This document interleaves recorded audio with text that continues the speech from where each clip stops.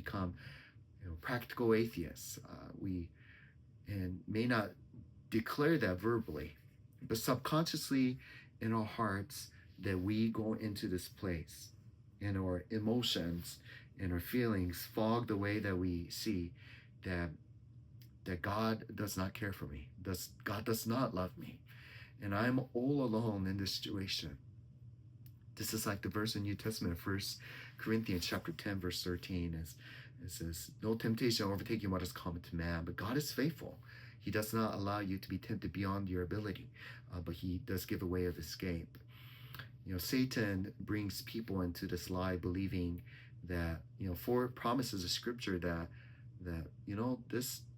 this is common to man, number one. Number two, God is faithful. And third, he does not allow you to be tempted beyond your ability. And fourth, he makes a way of escape. We exchange those truths for a lie, believing that, nobody has ever gone through what I am going through. It's too complex, too much struggle. And number two, God has abandoned me. God does not love me. God does not understand. God does not see me where I'm at. And third, that I can't take this anymore, Jonathan. This burden is too heavy, and this is too much. And Jonathan, there's really no way out of this. And that's when people have, with much grief and sadness and sympathy, I share just this sense of just maybe I'm a burden. I shouldn't exist anymore, and go the route that we never should.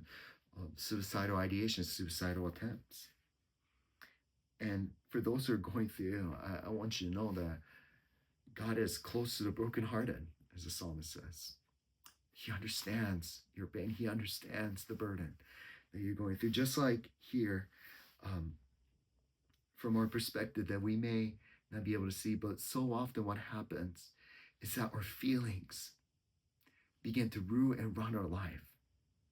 And that's not what the author does. The author tries to see not in an anthropocentric way of man-centered way of viewing, but he goes through a theocentric way, the seeing through the lens of God, try to understand and to see that this suffering is no surprise to God. It may have been a surprise to us as we go through the struggles of life.